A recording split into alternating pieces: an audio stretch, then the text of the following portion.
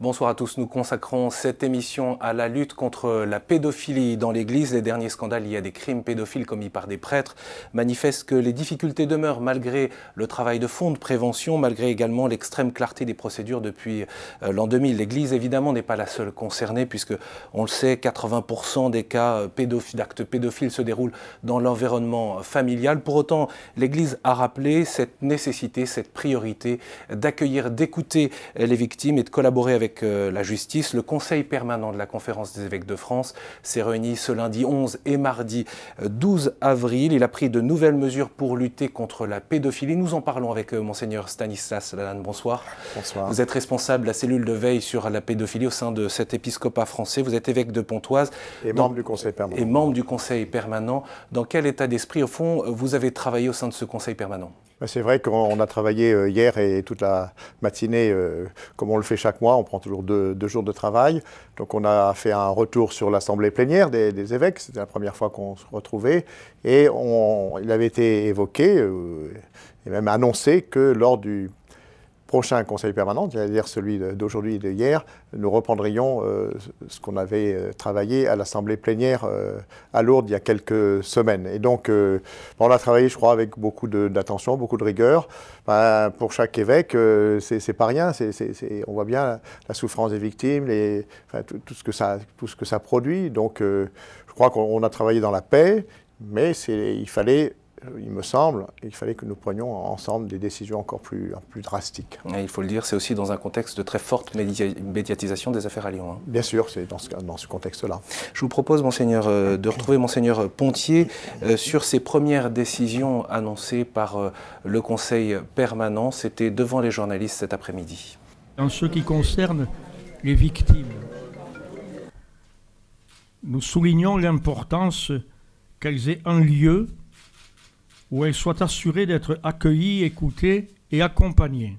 Il y a toujours possible, bien sûr, la rencontre avec l'évêque ou son représentant direct, mais il nous a semblé qu'il était nécessaire que chaque victime puisse entrer en contact facilement avec les personnes en charge de cette écoute dans nos diocèses. À cet effet, des cellules d'écoute seront mises en place au niveau des diocèses ou des provinces ecclésiastiques. Mais surtout, nous allons un site internet dédié, notamment l'accueil des victimes, permettra celle-ci de rentrer en contact avec cette cellule locale dès qu'elle sera installée, dès aujourd'hui 12 avril. Et dans l'attente de la mise en place du site internet, l'adresse mail paroledevictime@cef.fr est ouverte aux victimes. Deuxièmement, dans l'histoire des diocèses, des cas particuliers demeurent, même anciens, sur lesquels il est nécessaire de faire la lumière. Et nous nous engageons à faire ce travail, faire la lumière sur ces cas particuliers anciens, comme nous le faisons sur les cas portés à notre connaissance, notamment par les victimes. Parmi ces deux premières mesures, Monseigneur Lalanne, il y a cette place donnée à la parole et l'écoute des victimes, et puis aussi cette volonté de revenir sur les cas anciens. Qu'est-ce que cela signifie ? Alors, je crois que c'est très important, la mesure que nous venons de décider, c'est que les dernières semaines, on a bien vu, il y a des victimes qui parlent et puis qui disent leur souffrance, quelquefois depuis de très très très nombreuses années. Et donc, il nous a semblé important de mettre en place, ou bien dans chaque diocèse, ou bien à 2 ou 3 diocèses, ou bien au plan d'une province, une cellule d'écoute, d'accueil, mais aussi d'accompagnement des victimes. Et je crois que c'est important que ces victimes puissent parler, que l'Église puisse reconnaître ce qui s'est passé. Bien sûr, ce n'est pas à nous à décider s'il y a prescription ou pas. Si jamais il y a des faits de ce type-là, il faut absolument que la justice soit alertée, que la justice s'en empare. Mais je crois qu'il y a un grand besoin, je l'ai remarqué moi-même dans mon ministère, et de prêtres et d'évêques, il y a un grand besoin d'être reconnu, d'être entendu. Donc il faut être accueilli, écouté et accompagné. Et c'est important que ça ne se passe pas à un plan national, mais que ça se passe de façon assez proche de là où habitent les victimes. C'est pour ça que là, on va vraiment se mettre à travailler pour que dans chaque diocèse, les victimes qui sont dans un diocèse sachent à qui s'adresser. Bien sûr, ça peut être à l'évêque ou à son représentant direct, mais aussi qu'il puisse y avoir des petits groupes d'écoute qui demandent de la compétence, bien sûr de l'empathie, mais aussi de la compétence. Et ces cellules seront aussi pluridisciplinaires. On l'a entendu à l'instant par Monseigneur Pontier, il va y avoir un site internet qui va donc être mis en ligne. Alors, et d'ores et déjà cet email paroledevictime@cef.fr. Avant de mettre en place ce site internet, il faut quand même quelques semaines. Le site internet, il aura pour but que les personnes étant victimes puissent, grâce à ce site, très vite savoir, quand elles sont dans tel ou tel coin de France, savoir à qui s'adresser, que ça ne soit pas complètement anonyme.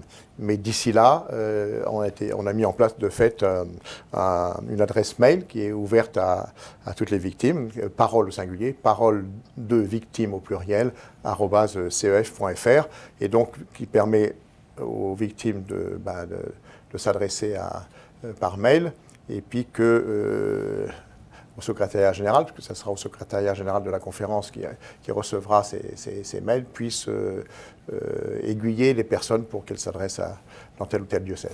Quel sera le statut de ces cellules d'accueil dans les diocèses au niveau des provinces ecclésiastiques? Parce que est-ce qu'on ne peut pas craindre qu'elles soient à la fois juge et partie, en quelque sorte? On sait que par le passé, l'Église a plutôt eu tendance à étouffer des affaires. Alors c'est la raison pour laquelle se met en place une nouvelle instance qui est donc une cellule permanente une commission nationale d'expertise qui sera indépendante. Nous avons souhaité au Conseil permanent. Vous savez, comme évêque, on a des liens très étroits, puis c'est important de les maintenir. Ça fait partie de notre ministère d'évêque. Et quelquefois, il nous manque un peu la distance nécessaire. Donc, il y aura une commission permanente indépendante d'experts. La personne responsable, elle n'est pas encore nommée. On a décidé ça aujourd'hui. Donc, on a quelques noms. Il faut qu'on prenne des contacts.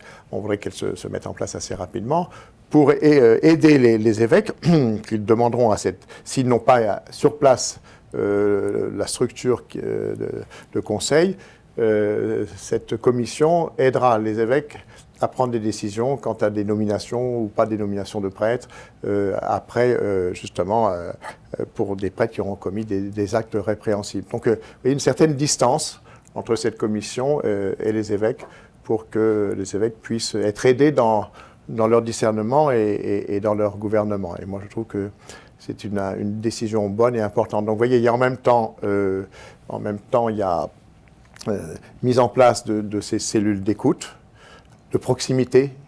Ça ne peut pas être au plan national. Il faut que ce soit de proximité, diocèse ou province. Et puis en même temps, cette commission permanente d'experts. Alors, nous avons jusqu'à présent une cellule de veille. On avait évoqué à Lourdes qu'elle serait développée. On lui donne un nouveau nom, une cellule permanente de lutte contre la pédophilie, qui aura surtout cette mission, d'une part, de prévention, de formation. Ce n'est pas obligatoirement cette commission qui fera de la formation, mais d'aider les diocèses à mettre en place ces sessions de formation, de prévention, et puis aussi l'aide à l'élaboration de ces cellules d'écoute et d'accueil dont on vient de parler à l'instant. Concrètement, quel conseil vous donnez, Monseigneur Lalanne, aux personnes qui ont été victimes d'agressions sexuelles? Quelles indications vous donnez? Eh bien, on va donner des indications pour que elles sachent qu'elles peuvent être écoutées et accueillies. Et ça, c'est extrêmement important. Vous savez, ce n'est pas facile pour les victimes, et c'est le deuxième point qu'a évoqué M. Pontier, on va peut-être y revenir. Ce n'est pas facile pour les victimes d'oser dire qu'elles ont été agressées, parce que souvent, il y a l'image de l'Église, on ne veut pas faire de mal à l'Église. Et pendant des années, ça a été le cas. Je crois que le tournant, je l'ai dit déjà. Le tabou, vous voulez dire? Pardon? Le tabou, ça a été... Oui, il y avait un silence. Ne pas faire de scandale. Les uns et des autres. Donc, on gardait ça de façon silencieuse. Les prêtres pouvaient être déplacés. Il y avait aussi le fait qu'on n'avait pas pris la conscience aiguë de la gravité de ces faits et de leurs conséquences durables. Depuis quelques semaines, beaucoup d'anciennes victimes m'ont écrit, m'ont envoyé des mails, m'ont téléphoné. Et j'étais heureuse qu'on fasse ce travail. Et je me suis rendu compte dans mon ministère de prêtre, c'est pas par rapport des prêtres, mais dans mon ministère de prêtre, que j'ai accompagné, j'ai reçu un certain nombre de personnes qui ont été victimes et leurs familles. Et je vois les conséquences désastreuses, catastrophiques, souvent indélébiles chez les victimes. Donc cette attention première, c'est important que les victimes le sachent et que l'Église, dont elles font partie, puisse les entendre et les accueillir et les accompagner. Je crois aussi que c'est important que ces personnes-là puissent être accompagnées pour se remettre debout, quoi. Est-ce que cela exonère de la justice? Pas du tout, pas du tout. Bon, les consignes sont claires depuis quelques années, qu'on demande aux victimes et à leurs familles de porter plainte. Si elles ne le font pas, on demande aussi aux prêtres de faire ce signalement. Et Monseigneur Pontier, au nom du Conseil permanent, l'a redit tout à l'heure, on demande aux prêtres qui auraient commis des actes, des abus sexuels, de se dénoncer à la justice. On l'a redit clairement et fortement. Donc, le travail avec la justice, il doit se faire vraiment en vérité. Tolérance zéro? Tolérance zéro. Après, on n'est pas à l'abri de tel ou tel cas, bien sûr. Est-ce qu'elle est mise en œuvre concrètement sur le terrain aujourd'hui? En tout cas, elle n'est peut-être pas suffisamment mise en œuvre, mais les décisions qui viennent d'être prises, je pense, vont aider à progresser. Depuis 15 ans, je crois, on peut le dire, on a beaucoup avancé. Avant 2000, aussi, l'éducation nationale, l'Église, on n'avait pas la conscience de la gravité de ces faits. Ça a été un choc en novembre 2000. J'étais porte-parole à l'époque. On avait fait tout un travail à ce moment-là parce que Monseigneur Piquant a été mis en examen, l'évêque de Bayeux. Il y a eu tout un travail. Il y a une prise de conscience de l'ensemble des évêques de la gravité de ces faits. Alors depuis, il y a eu tout un travail, mais aujourd'hui, on est devant souvent des victimes qui ont, quelquefois, on évoquait dans la conférence de presse, des victimes, ça date des années 70, 65, 70. Donc c'est des faits très, très, très anciens. Et puis on voit bien que ces victimes vivent toujours cette souffrance. Donc il y a ça. Et puis deuxièmement, après une décision de justice, après un procès canonique, vous savez que nous sommes obligés aujourd'hui, tous les évêques du monde sont obligés de signaler au Saint-Siège, à la Congrégation pour la doctrine de la foi, un procès canonique doit être ouvert. Mais la première chose, c'est que la justice fasse son travail. Dans l'histoire des diocèses, des cas particuliers demeurent, c'est ce que disait Monseigneur Ponty, on l'a réentendu à l'instant, des cas même anciens, sur lesquels il est nécessaire de faire la lumière. Au fond, pourquoi ces cas anciens n'ont pas été résolus alors même que depuis une quinzaine d'années, vous le rappeliez, ces normes ont été extrêmement strictes? Pardon, ces cas anciens, c'est souvent des cas qui datent, il y en a postérieurs à l'an 2000, mais la plupart de ces cas sont des cas très très anciens. À Lyon, dans les années 90, et puis dans tel ou tel diocèse, c'est pareil. Et comme je vous le disais à l'instant, il y avait un peu une omerta quand même sur ces actes de pédophilie. Et les victimes elles-mêmes n'osaient pas le dire. Parce que finalement, la culpabilité était inversée. Elles se sentaient coupables quelquefois, alors que... Oui, culpabilité inversée. Et puis quelquefois, je m'en suis rendu compte, c'était aussi le milieu familial qui disait non, il faut garder ça entre nous, il ne faut pas... Parfois l'Église aussi. Et bien sûr, l'Église, je l'ai dit tout à l'heure, on voyait bien, il y a une époque où un prêtre, on changeait de paroisse, parce on pensait aussi, je crois, à l'époque, que si le prêtre était changé de paroisse, s'il y avait eu un scandale, il allait redémarrer à neuf. Aujourd'hui, ça s'est terminé. On ne peut plus faire ça. Quand les faits sont prescrits, c'est-à-dire, on regarde la justice française, civile, 20 ans à compter de la majorité si la victime est mineure au moment des faits. Quand c'est un crime, oui. Quand c'est un crime, qu'est-ce que vous conseillez aujourd'hui aux personnes qui s'interrogent, qui se disent victimes, qui sont victimes pour des faits très anciens? Pour des faits très anciens, normalement, la justice a fait son œuvre. Si elle ne l'a pas fait. Si elle ne l'a pas fait, je pense que nous avons des mesures à prendre. Et c'est dans ce sens-là que cette commission indépendante va aider les évêques dans leur discernement et donc dans leur gouvernement. Mais l'attention première, c'est qu'il n'y ait pas de récidive et que ce ne soit pas des enfants ou des jeunes qui soient en danger. Donc il y a des mesures à prendre pour que les prêtres ne soient plus en contact avec des enfants et avec des jeunes. On a même dit que quand Rome décide ce qu'on appelle une réduction à l'état laïque, on est encore aussi en responsabilité, parce que ce prêtre qui a été réduit à l'état laïque, il peut aussi y avoir récidive. Donc il y a aussi un accompagnement à avoir. Prendre des mesures conservatoires? Alors, je fais une distinction entre ce qui est le procès civil, le procès canonique, et les mesures conservatoires. Souvent, quand il y a un signalement, eh bien, où on se pose des questions, on a des doutes, enfin, on se demande ce qui... eh bien, on prend des mesures conservatoires, c'est-à-dire des mesures disciplinaires. Ça, c'est l'évêque qui peut les prendre lui-même, de ne plus célébrer l'Eucharistie, de ne plus confesser, peut-être de partir dans un monastère. Enfin, on prend des mesures de prudence et de vigilance en attendant qu'une décision soit prise par la justice et qu'une éventuelle sanction, un procès canonique, soit fait. Est-ce que ces normes sont respectées aujourd'hui? Elles sont, je crois, en général respectées, mais je crois que c'est important aujourd'hui de redire clairement et fermement. Je crois que les évêques ont été marqués, enfin moi-même aussi, par tous ces événements depuis un certain nombre de semaines ou de mois. Et donc, je crois qu'aujourd'hui, il fallait redire des choses extrêmement claires et passer à une nouvelle étape, en continuité avec tout le travail qui a été fait. Je crois qu'il y a eu un gros travail. Vous savez, ce livret repère pour lutter contre la pédophilie, parce que on parle des prêtres, là, beaucoup. On parle des prêtres, que c'est les prêtres qui sont mis en cause, mais ça peut être aussi des éducateurs de la foi, catéchistes, animateurs de bonnerie, enseignants. Donc ça touche tous ceux qui sont en situation d'éducation. Non seulement des adultes, mais des adultes qui sont en situation d'éducation. Donc il y a une responsabilité par rapport à des êtres fragiles que sont des enfants et des jeunes pour qu'ils grandissent et pour qu'ils s'épanouissent. Je rappelle que c'est une superbe mission, celle-là. J'ai été aumônier de lycée, et bon, voilà, pour moi, c'est une très très belle mission. Et en même temps, quand c'est un prêtre, les évêques l'avaient dit en l'an 2000, il y a une double trahison, parce que non seulement un adulte qui est en responsabilité, mais un prêtre qui agit au nom de l'Évangile. Donc là, c'est quand même très rude, ça. Voilà.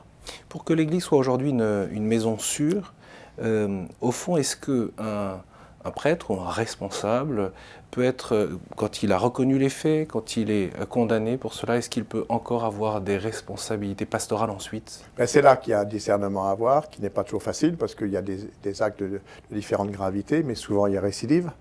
Et donc c'est la mise en place de cette commission permanente, présidée par une personne qui est laïque, avec des experts, magistrats, psychologues, médecins, parents, va aider, et c'est ça qu'on attend de cette commission, va aider à prendre la bonne décision, que quelquefois quand on est trop proche, eh ben, on ne prend pas obligatoirement la bonne décision. Donc d'être conseillé cette commission n'aura pas un rôle hiérarchique, mais un rôle de préconisation forte, qui va aider l'évêque à prendre la bonne décision. Monseigneur Pontier, tout à l'heure, a parlé, je trouvais que c'est important ce qu'il a dit. Il a fait aussi une tribune dans Le Monde pour dire en même temps que personne ne se réduit aux actes qu'il a posés. On est constitué par les actes, vous comme moi, par les actes que nous posons, bien sûr. Mais personne ne peut être réductible aux actes qu'il a posés. Donc un pardon est possible, bien sûr. Ceci étant dit, il ne remplace pas la justice, il ne remplace pas la prudence et la vigilance. Donc on a toujours une mission difficile, je peux vous dire qu'elle est difficile, de discernement, mais si on est aidé par une commission assez en distance, je pense que nos décisions sont meilleures. Oui, un pardon authentique ne peut intervenir que quand il y a une vérité qui est établie. Absolument, le pardon, c'est lié à la vérité, vous avez raison. Le pardon n'a rien à voir avec l'oubli. Quelquefois on dit le pardon efface le passé, pas du tout. Simplement, le pardon, c'est dire à quelqu'un, tu es plus grand que les actes que tu as posés. Mais il ne s'agit pas comme une espèce vous savez, d'ardoise magique où on passe l'éponge. Non, non, la sanction doit s'inscrire, la décision de la justice doit se faire, éventuellement un procès canonique, et puis des mesures de vigilance, parce que premier point d'attention, notre première attention, ça doit toujours être les êtres les plus fragiles, je crois au nom de l'Évangile, enfin au nom je veux dire humainement, mais au nom de l'Évangile, ce sont les êtres les plus fragiles qui doivent être respectés et l'objet de soins les plus attentifs. Certains ont peut-être en tête une situation récente en Guyane où un prêtre a été mis en cause pour attouchement sexuel sur un mineur de moins de 15 ans. Il est allé se dénoncer à la demande de son évêque. Et après avoir été retenu en garde à vue, il sera convoqué le 17 mai devant le tribunal correctionnel de Cayenne. C'est donc la collaboration, j'allais dire, entre l'Église et la justice. Vous avez aussi parlé donc de justice canonique. À quel moment elle intervient concrètement? Alors, juste avant je reviens sur la justice canonique. Moi, j'ai souvent dit aux évêques que c'est important qu'ils soient en lien assez étroit et confiant avec les procureurs de la République, avec les responsables de la police dans un département, de la gendarmerie, indépendamment des situations difficiles, parce qu'après, on peut aussi demander conseil aux uns et aux autres sur l'attitude à avoir.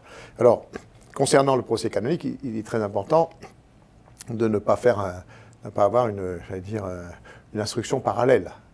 Donc, l'obligation, c'est d'ouvrir le procès canonique. Quelle est la finalité? Vous pouvez peut-être nous rappeler la finalité de la justice canonique. La justice canonique, c'est que non seulement, on peut même, par exemple, avoir un prêtre qui a terminé sa peine, ou bien qui est un non-lieu, et que nous pensions, que nous discernions, il y a quand même des difficultés, des doutes, qu'il y a eu des actes quand même si ils n'ont pas été pénalement reconnus ou pénalement sanctionnés. Il y a un devoir éthique, un devoir moral. Au regard du droit de l'Église. Au regard du droit de l'Église. Alors, en même temps, il ne faut pas que nous ayons deux justices parallèles. Donc, la loi française nous oblige à ce que ce signalement soit fait. Alors, donc, on ouvre le procès canonique. On alerte le Saint-Siège qui a demandé et on attend que la justice ait fait son travail pour envisager quelles seront les décisions ou les sanctions canoniques. Voilà. Est-ce que la réduction à l'état laïque, est-ce qu'elle est systématique entre un prêtre et condamné? Non, elle n'est pas systématique, elle est sûrement plus fréquente qu'autrefois, elle n'est pas systématique. C'est là que le Saint-Siège a un travail important, lui aussi, de discernement, bien sûr en lien avec l'évêque. Il y a des situations où on ne peut pas faire autrement. Et puis il y a d'autres situations où, avec beaucoup de prudence, comme je vous l'ai dit, beaucoup de vigilance, un prêtre pourra recevoir une mission peut-être modeste, mais pas au contact d'enfants et de jeunes. C'est la priorité, ça, c'est la priorité. Monseigneur, évidemment, beaucoup sont marqués par le traitement médiatique des affaires à Lyon. De fait, quel regard vous portez, non pas seulement sur ces affaires, mais sur la manière dont on considère ces difficultés, ces problèmes de pédophilie dans l'Église depuis ces dernières années, toutes ces années où vous avez été mobilisé? C'est-à-dire que, je crois que c'était important de faire ce travail. Il était à faire. Je pense qu'avant les années 2000, les affaires n'étaient souvent pas bien traitées. Les victimes n'étaient pas perçues comme les premières qui devaient avoir notre attention. Je crois que là, ça c'est clair. Les associations de victimes ont aidé pour cela? Alors, je pense que les associations de victimes aussi ont provoqué à avancer dans ce sens-là. Oui, je crois qu'on peut dire ça. Parce que aussi dans ces associations, il y a aussi, j'en connais des personnes qui sont d'église, qui aiment l'église, et donc, mais qui ont ce souci de vérité. Voilà. Ce combat, je crois qu'il y a une question, et je l'ai dit dans d'autres médias non confessionnels, je crois qu'on a aussi une question de société.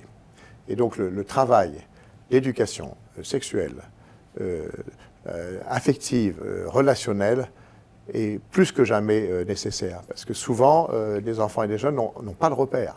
Aussi bien dans la famille, on a dit plus de 80% des cas se passent dans les familles, dans le milieu éducatif plus large.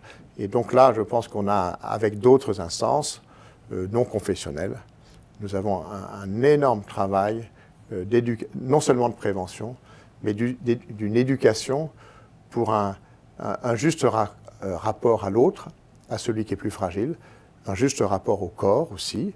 Et donc ce travail, il est encore devant nous. On est dans une société où, de fait, souvent cette parole n'est pas bien entendue. Il y a trop de fragilité? Il y a beaucoup de fragilité aujourd'hui. Et puis souvent les familles sont disloquées, elles sont blessées. Et donc, beaucoup d'enfants et de jeunes manquent de repères pour grandir humainement. Voilà. Donc ça, je crois que le travail est devant nous.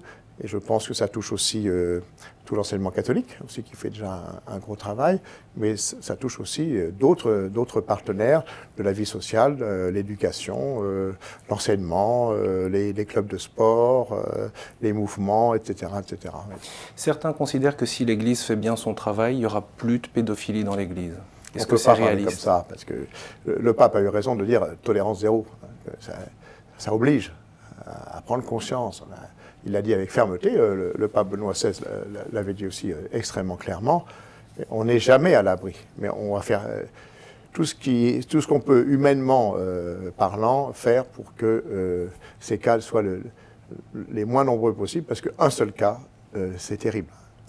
On peut dire, chez les prêtres, la proportion est réduite. On ne peut pas dire ça. C'est vrai. Mais un seul cas est terrible. Donc on a ce travail de vigilance. Et ce n'est pas seulement un travail des évêques. Bon, les évêques sont en première ligne, en responsabilité. Hein. Il ne s'agit pas de fuir les questions. Mais cette responsabilité, elle est aussi au sein des communautés chrétiennes, au sein des familles, au sein de toutes les instances d'éducation, pour qu'ensemble, on lutte contre la pédophilie. Et on peut avoir aussi des alertes, tout ça, et il ne faut pas rester dans le silence. Peut-être un dernier mot, et sous forme de message à ceux qui, en connaissance de ces faits anciens, puisque c'est ça, au fond, l'un des grands chantiers qui est en train d'être mis en œuvre au sein de cette conférence épiscopale, pour ceux qui ont connaissance de faits anciens, qui sont victimes, ou peut-être qui sont même les auteurs, concrètement, quel est votre message? Les auteurs, on a été très très clair dans notre déclaration d'aujourd'hui, on demande aux auteurs de se signaler à la justice, de se dénoncer à la justice. Et pour les victimes, qui sont notre première intention, tout ce qu'on met en place aujourd'hui et demain, ça va quand même demander quelques semaines et quelques mois pour que ça se mette en place dans l'ensemble des diocèses de France, c'est pour faciliter justement cette parole et que non seulement l'accueil et l'écoute soient menés, mais aussi d'accompagner, ça peut être psychologiquement, mais spirituellement. Moi, j'ai eu telle ou telle lettre depuis les événements, comme j'étais un peu à la une des médias. J'ai des personnes qui m'ont dit leur souffrance, leurs pleurs, et la manière, quelquefois même, que leur foi avait été extrêmement touchée, blessée. Et donc, on a aussi cet accompagnement spirituel, ecclésial à faire. Et en même temps, ça nous oblige, au bon sens du terme, vous voyez ce que je veux dire, hein. Mais je crois que c'est une mission importante et vitale aujourd'hui. Merci beaucoup, Monseigneur Lalanne, d'avoir accepté notre invitation. On peut rappeler, bien sûr, en attendant la mise en ligne du site qui a été annoncé par la Conférence des évêques de France, cette adresse email pour prendre contact avec l'Église, parole de victimes au pluriel, @cef.fr. Vous pouvez bien sûr retrouver cette édition spéciale sur le site internet de KTO, tout comme l'intervention de Monseigneur Pontier aujourd'hui devant les journalistes avec ses annonces de nouvelles mesures pour la lutte contre la pédophilie. Je vous remercie beaucoup pour votre fidélité, bien sûr. À bientôt sur KTO.